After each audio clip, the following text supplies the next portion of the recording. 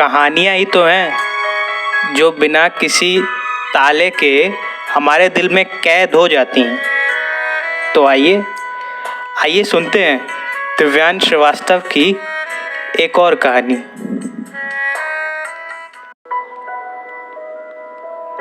चंदन के चेहरे पर आज शांति में उदासीनता थी। उसके कानों में रह रहकर उसके माँ बाबूजी की आवाजें गूंज रही थी। पायल हो तो नीलम के माँ जैसी, कितनी चमक है उसके पायल में। मंजू तो गांव के हर प्रसंग में अलग अलग साड़ियां पहनती है।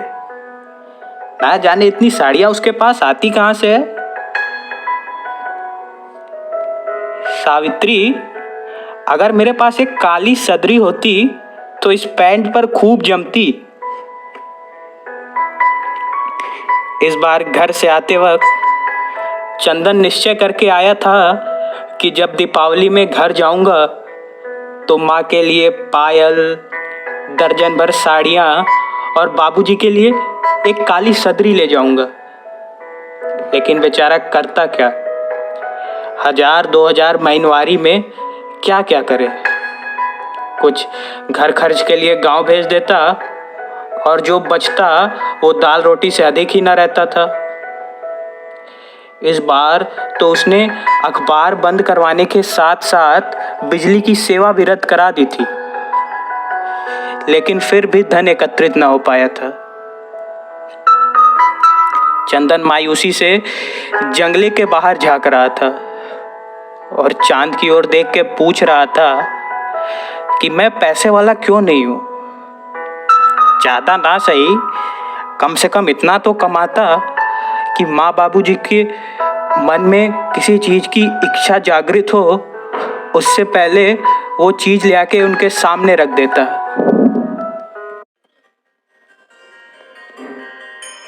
चंदन के बाबूजी, आप बस तारीख गिनिए बेटे के आने की। काम कितना बढ़ गया है कोई मुझसे पूछे। ओहो, तुम क्यों परेशान होती हो। लाओ लड्डू मैं बनाता हूँ और बताओ क्या क्या काम करने हैं। पूरे घर की सफाई करनी है, मिठाइयाँ बनानी है, कपड़े इस्त्री करने हैं। ठीक है, घर की सफाई मैं कर देता हूँ। रहने दीजिए, आप इस उम्र में कहाँ सफाई करेंगे। सावित्री, मैं तुमसे कई बार कह चुका हूँ और आज फिर कहता हूँ, मेरे बाल सफ़ेद हो गए हैं इसका ये मतलब नहीं है कि मैं बूढ़ा हो गया हूँ। और अगर मैं सच में बूढ़ा हो भी जाता तो मेरा बुढ़ापा तीर्थ यात्रा पर चला जाता। अरे भाई, मेरा बेटा आ रहा है। सावित्री, मैं बाहर का छज्जा साफ करके चंदन के पसंद की मिठाई लेने जा रहा हूँ और मैंने कुछ पैसे बचा के रखे हैं। थोड़े बादाम भी ले आऊँगा। जब वो आएगा तब तुम उसके पसंद के बादाम की खीर बनाना और हाँ, मक्के की रोटी भी बनाना। हाँ बाबा, सब बनाऊंगी। अरे मेरा भी बेटा आ रहा है, कोई मामूली बात है क्या। एक तो दीपावली का त्योहार है और हमारे घर का दीपक भी आ रहा है। मुझे तो घर बैठे 4 धाम की यात्रा का सुख मिल रहा है। रघुनंदन जी, इस उम्र में वहां कहाँ चढ़ गए सफाई करने। अगर गिर गए तो सफाई महंगी पड़ जाएगी। इस उम्र का क्या मतलब है भाई। मेरे बस बाल सफेद हुए हैं, मैं सही में बूढ़ा नहीं हुआ हूं। इधर चंदन के माँ बाबूजी खुशियों की इमारत बना रहे थे और उधर ना चाहते हुए भी चंदन उस इमारत को गिराने की तैयारी कर रहा था। 2-3 महीने में साग सब्जी में थोड़ी कटौती करके खूब पैसे जोड़ूंगा, उसके बाद ही घर जाऊंगा। हाँ, बाबूजी को पत्र लिख के सूचित कर देता हूँ कि इस दिवाली काम अधिक है इसलिए आ नहीं पाऊंगा। आदरणीय माँ बाबूजी, पाए लागू। आपके आशीर्वाद से मैं यहाँ सकुशल हूँ। भगवान की कृपा से वहाँ भी सब मंगलमय ही होगा। इस दीपावली दफ्तर में काम अधिक है, इसलिए मैं घर ना आ सकूँगा। महीने 2 महीने बाद अवकाश मिलते ही मैं आप लोगों की चरण वंदना हेतु अवश्य आऊँगा। आपका बेटा चंदन। खत लिखते लिखते आंसू की 2-4 बूंदों ने खत के अक्षरों को नमी दे दी। चंदन को पता था कि उसके माँ बाबूजी उसके इंतजार में पलके बिछाए बैठे होंगे, लेकिन बेचारा करता क्या। इस दीपावली चंदन के घर में दीपक जलाने की आवश्यकता ही न थी, क्योंकि उसके माँ बाबूजी के चेहरे की खुशी ने पूरे घर को प्रकाशमान कर रखा था। और जैसे जैसे दीपावली नज़दीक आ रही थी, ये प्रकाश बढ़ता ही जा रहा था। रघुनंदन जी अपनी झुर्रीदार उंगलियों पर तारीख गिन रहे थे। सावित्री, अभी तो पूरे 2 दिन बचे हैं। सावित्री, अगर ऐसा होता कि ये 2 दिन 2 क्षण में बीत जाते और उसके बाद भले ना 5-10 वर्ष के लिए वक्त थम जाए, तो कितना अच्छा होता ना। उस रात ना तो चंदन सोया और ना उसके माँ बाबूजी, क्योंकि उस रात सबकी आंखों में आंसू थे। फर्क बस इतना था कि किसी की आंखों में खुशी के आंसू थे और किसी की आंखों में दुख के। अगली सुबह रघुनंदन जी गिनती करते हुए बोले, अगर आज की गिनती ना करूं तो केवल 1 दिन और। इतने में बाहर से आवाज आई, रघुनंदन जी, आपके नाम का खत आया है। सावित्री, जरूर चंदन का ही खत होगा। उसका भी मन नहीं लग रहा है हमारे बिना। पहले देखिए तो किसका खत है। अरे उसमें देखना क्या है, उसने आने की सूचना भिजवाई होगी। अब सूचना की क्या जरूरत थी, हमें तो पता ही है कि वो आ रहा है। अब परदेश इसलिए थोड़े ही भेजा है कि त्योहारों में भी ना आए। अगर वो खत नहीं भेजता तो आप ये कहते कि उसे आने से पहले खत भेज देना चाहिए था, और अब खत भेज दिया तो आप कह रहे हैं खत भेजने की क्या आवश्यकता थी। हाँ, तुम ठीक कहती हो। अच्छा किया खत भेज के, कम से कम तसल्ली तो हो जाएगी। अब बातें ही करते रहेंगे तो खत वाला खत लेके वापस चला जाएगा। ऐसे कैसे चला जाएगा। राम राम जी रघुनंदन जी, आपके नाम की एक चिट्ठी आई है जी, ले आइए। और सब खैरियत? सब बंसी वाले की कृपा है। सावित्री, मेरा चश्मा देखा है क्या? इस घर में तो कोई चीज मिलती ही नहीं है। न जाने कल कहाँ रख दिया, याद ही नहीं आ रहा। बिना चश्मे के कुछ पढ़ नहीं सकते। कौन सी चीज कहाँ रख दी है वो याद नहीं रहता। बाल सारे सफ़ेद हो चुके हैं, लेकिन फिर भी आपका कहना है कि आप बूढ़े नहीं हुए। हाँ, तो मैं अब भी कह रहा हूँ, मैं बूढ़ा नहीं हुआ हूँ, नहीं हुआ हूँ। अच्छा बाबा, ठीक है, ये लीजिए आपका चश्मा। रघुनंदन जी बड़े प्यार से अपनी धोती से अपने चश्मे को साफ करने लगे। सावित्री, तुम जल्दी से चाय बना कर ले आओ। चाय पीते पीते चंदन का खत पढ़ेंगे। जी, अभी ले आती हूँ। सावित्री भाई, जल्दी करो, नहीं तो मैं खत पढ़ना शुरू कर दूंगा। ये लीजिए चाय। आओ बैठो, अब चंदन का खत पढ़ते हैं। और हाँ, खत पढ़ के फिर मैं रंग बिरंगे दिए लेने जाऊंगा। दिए, साधारण दिए रखे तो हैं घर में। रखे हैं तो क्या हुआ, श्यामलाल बता रहा था बाजार में रंग बिरंगे विदेशी दिए आए हैं। थोड़े महंगे पड़ेंगे, लेकिन मैंने थोड़े बहुत पैसे जमा कर रखे हैं। अरे भाई, मेरा बेटा आ रहा है, आज तो मेरी बला भी किफ़ायत ना करे। ठीक है, ले आइएगा। अब बातें ही करते रहेंगे या खत पढ़ेंगे भी? हाँ, पढ़ता हूँ। आदरणीय माँ बाबूजी पाए लागू। कितना संस्कारी है अपना चंदन। होगा भी क्यों नहीं, मेरे पे जो गया है। काम की वजह से इस बार होली पर नहीं आ पाया था ना, अभी उसके लिए माफ़ी भी मांगेगा। आप आगे पढ़िए, आपके आशीर्वाद से मैं सकुशल हूँ। भगवान की कृपा से वहाँ भी सब मंगलमय ही होगा। हाँ बेटा, यहाँ सब मंगलमय है। चंदन के बाबूजी, आप बार बार रुक क्यों जा रहे हैं? आगे पढ़िए।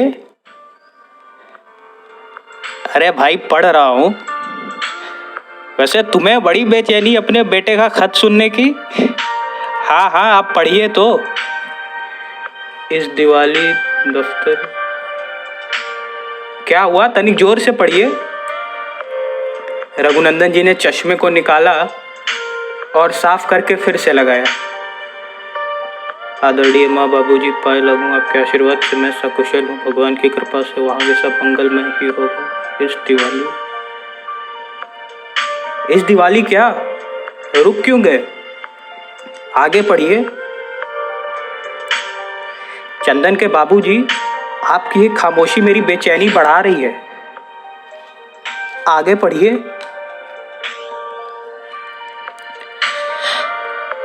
सावित्री, इसमें लिखा है कि चंदन इस बार भी नहीं हारा।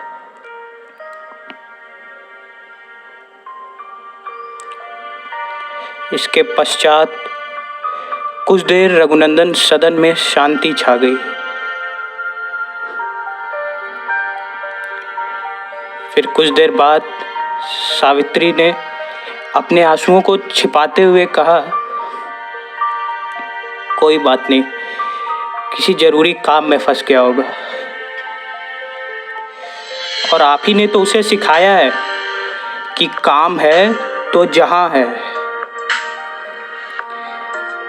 आप ही तो उससे कहा करते थे कि बेटे, जीवन में सबसे बड़ा मोल अपने लक्ष्य और अपने काम को देना। और आपका बेटा आपका कहना कैसे टाल सकता है? मैंने उसे ये जरूर सिखाया था कि काम का सबसे बड़ा मोल है, लेकिन इसका ये मतलब नहीं कि हमारा कोई मोल ही नहीं है। ऐसा कौन सा दफ्तर है जिसमें त्योहारों पर भी एक दिन की छुट्टी की नहीं मिलती? श्यामलाल ठीक कहता था, आजकल के बच्चों को दोस्तों यारों के सामने परिवार छोटा लगता है। ये सच बात तो यह है कि शहर की चकाचौंध ने हमारे अस्तित्व को धूमिल कर दिया। आप कैसी बेकार की बातें कर रहे हैं? हमारा चंदन ऐसा बिल्कुल नहीं है। और आप जा रहे थे ना रंग बिरंगे दिए ले आने, चाहिए ले आइए, तब तक मैं खाना लगाती हूँ। साधारण दिए हैं तो सही, रंग बिरंगों की कोई ज़रूरत नहीं। और मुझे भूख नहीं है। इतना कहकर रघुनंदन जी वहाँ से चले गए। सावित्री को पूर्ण विश्वास था कि अवश्य कोई अत्यंत आवश्यक काम होगा, नहीं तो मेरा बेटा जरूर आता। कुछ देर तो वो अपनी साड़ी की पल्लू से अपने आंसू पोंछते रही, लेकिन फिर कुछ सोचकर उसने चिट्ठी उठाई और उस पे लिखे एक एक अक्षर को गौर से निहारने लगी। हालांकि वो पढ़ना तो नहीं जानती थी, लेकिन माँ थी ना, और एक माँ वह पढ़ सकती है जो पढ़ने में बड़े बड़े विद्वानों की विद्वता मात खा जाए। उसने देखा कि खत के कुछ अक्षरों की स्याही फैली हुई है, और इससे साफ जाहिर होता है कि मेरा चंदन खत लिखते वक्त रो रहा था। चंदन के बाबूजी, अवश्य ही मेरा चंदन किसी मुश्किल में है। खबरदार अगर अपने बेटे की वकालत की है तो। हम एक एक दिन गिन गिन के उसका इंतजार करते रहे, और आखिर में एक चिट्ठी लिख देता है कि मैं नहीं आ सकता। उसके पता भी है हमारे दिल पर क्या बीत रही है। आप एक बार ये खत तो देखिए, इसके कुछ अक्षरों की स्याही फैली हुई है, मतलब वो खत लिखते वक्त रो रहा था। मुझे लगता है उसे हमारी जरूरत है, हमें उसके पास चलना चाहिए। रघुनंदन जी कुछ देर तो मौन रहे, लेकिन आखिरकार उन्होंने जब खत की लिखावट पर गौर फरमाया तो उनकी समझ में आया कि सावित्री की बातों में वजन है। उन्हें पूर्ण तो नहीं, लेकिन पर्याप्त विश्वास हो गया था कि कुछ तो बात है। फिर वो एकाएक उठे और एक पुरानी डायरी में कुछ खोजने लगे। क्या ढूंढ रहे हैं? चंदन का पता एक कागज पर लिखकर मैंने इसी डायरी में लिखा था। मैं वो ढूंढता हूँ, तुम फौरन चलने की तैयारी करो। रात की एक गाड़ी श्रीनगर तो जाती है, लेकिन हम वहां जाकर करेंगे क्या? हमें कुछ बताएगा ही नहीं। अगर बताना होता तो खत में ही ना लिख देता। भले कुछ ना बताए, मैं एक बार जाके उसके माथे को चूम लूंगी तो मुझे तसल्ली मिल जाएगी। ठीक है, तुम कहती हो तो चलते हैं, लेकिन मैं उससे बिल्कुल बात नहीं करूंगा। और तुम कह रही हो इसीलिए मैं चल रहा हूं, नहीं तो मुझे उसकी कोई परवाह नहीं।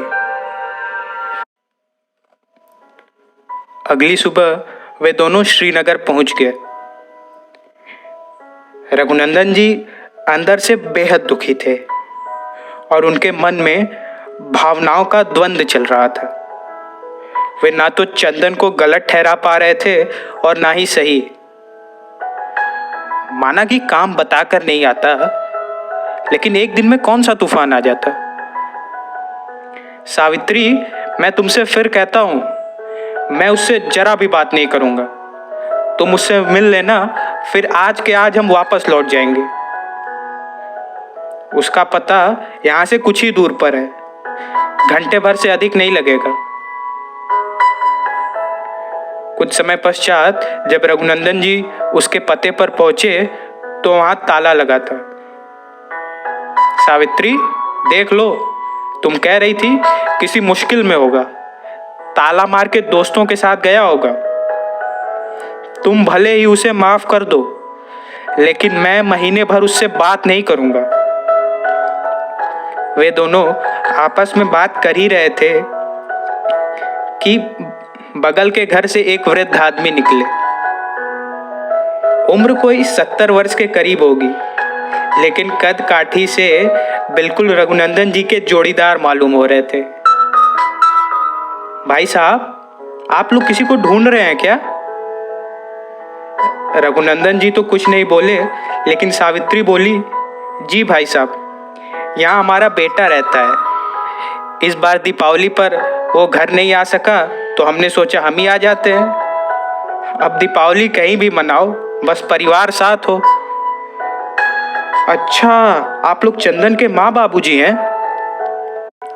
लग रहा है आज बंसी वाले बहुत मेहरबान हैं मुझ पर। पहले तो सुबह सुबह श्रीमती जी ने दीपावली की स्वादिष्ट मिठाइयाँ खिला दी, और अब आप लोग आ गए। इतनी सुबह सुबह कहाँ चला गया होगा चंदन? खैर, जहाँ भी गया हो, तब तक मुझे खातिरदारी का मौका दीजिए। आइए, चले आइए। भाई साहब, एक बात बोलूं? लाखों में एक है आपका बेटा। दफ्तर से आने के बाद कुछ देर यहीं बैठता है, आप दोनों को बहुत याद करता है और एक दिन तो कहने लगा कि सबका लक्ष्य होता है डॉक्टर बनना, इंजीनियर बनना, लेकिन मेरे जीवन का एक ही लक्ष्य है कि मैं अपने माँ बाबूजी का राजा बेटा बन सकूं। सच कहूं भाई साहब, मेरा कोई बेटा नहीं है, लेकिन जब से चंदन यहाँ आया है उसने हमें बेटे की कमी महसूस ही नहीं होने दी। आप दोनों को अपना भगवान मानता है, नहीं तो आजकल के बच्चे माँ बाप को कहाँ कुछ समझते हैं। सावित्री ये सारी बातें सुनकर बोली, भाई साहब, आपने इधर 2-3 दिनों में चंदन को कुछ परेशान देखा है क्या? नहीं, आप ऐसा क्यों कह रही हैं? वो दीपावली में घर आने वाला था और हमने पूरी तैयारी भी कर ली थी, लेकिन कल एकाएक उसने पत्र भेज के कहा कि मैं नहीं आ सकता। ऐसा लग रहा था जैसे बहुत परेशान है, इसलिए हम दोनों फौरन यहाँ चले आए। वो हमें तो कुछ बताएगा नहीं, लेकिन जब वो आएगा तो आप उससे किसी बहाने से पूछिएगा, शायद आपको कुछ बता दे। जी आने दीजिए, मैं ज़रूर पूछूंगा। कुछ देर के बाद उन्हें चंदन आता हुआ दिखाई दिया। आप लोग यहीं बैठिए, मैं पता लगा के आता हूँ। चंदन बेटे, इतनी सुबह सुबह कहाँ गए थे? प्रणाम काका जी। मंडी गया था। मंडी? मंडी क्यों? वहाँ सब्जियाँ सस्ती मिल जाती है, तो सोचा वहीं से जाके ले आऊँ। हालांकि थोड़ा दूर पड़ता है, लेकिन इसी बहाने कसरत भी हो जाएगी। अच्छा, बढ़िया किया। इस बार दीपावली पर घर नहीं गए क्या? नहीं काका, थोड़ा काम था इसलिए नहीं जा पाया। काम? कैसा काम? दफ्तर तो बंद ही होगा। दफ्तर तो बंद है, लेकिन क्या बेटे, कोई परेशानी हो तो मुझसे बताओ।